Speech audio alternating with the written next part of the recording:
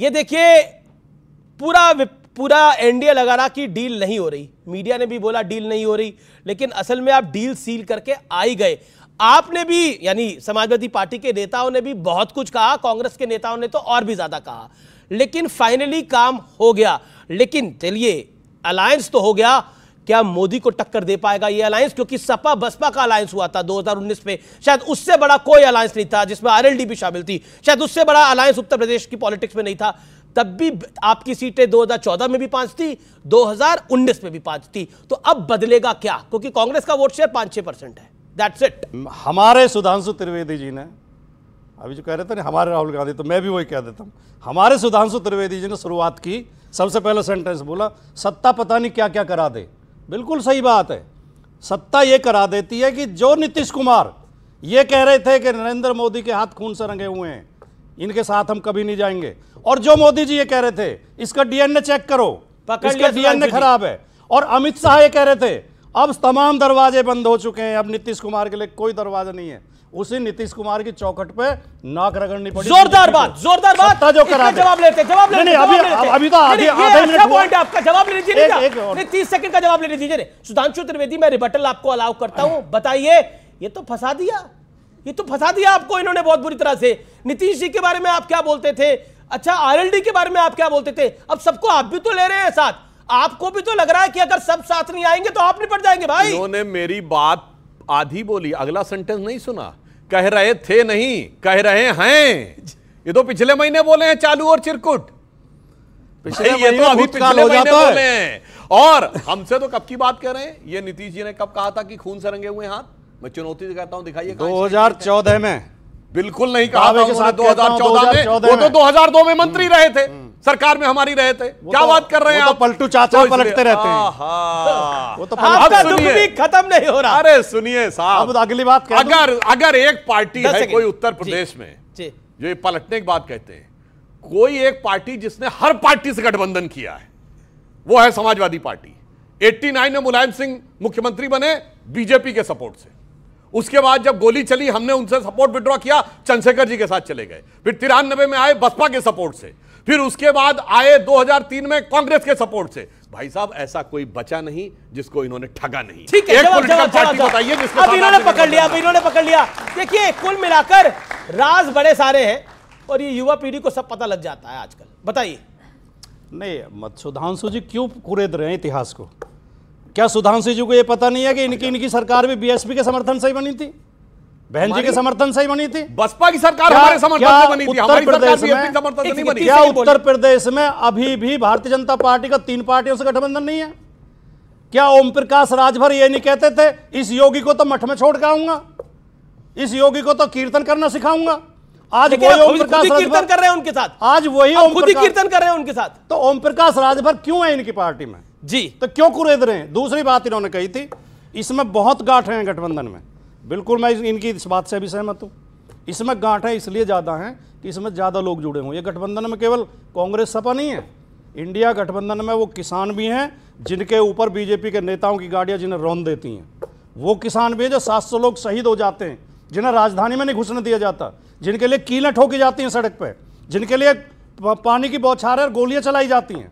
इस गठबंधन में वो मजदूर भी हैं जिनके लगातार हक मारे जा रहे हैं। इस गठबंधन में ओबीसी वर्ग के 6800 स्टूडेंट भी हैं जिनके लिए हाईकोर्ट का आदेश है कि इन्हें ज्वाइनिंग कराओ। 2 साल से योगी जी ज्वाइन नहीं करा रहे हैं। ठीक है, इस गठबंधन में वो बहन बेटियां भी हैं।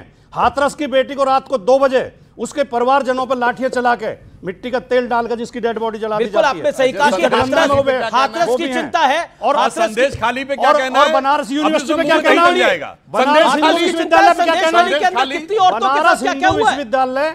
बनारस हिंदू विश्वविद्यालय के अंदर बेटी के साथ होता है। बताता हूँ, शाहजहां शेख पे मैं नहीं चिल्लाया था बीच में, हैसियत नहीं हो सकती, वो अबू हाजरा मैं नहीं चिल्लाया था। देखिए ये इंपॉर्टेंट मैटर है। एक सेकंड रुकना पड़ेगा, आपको रुकना पड़ेगा। देखिए व्यूअर्स, क्या हुआ है संदेश कली के अंदर, क्या हुआ है?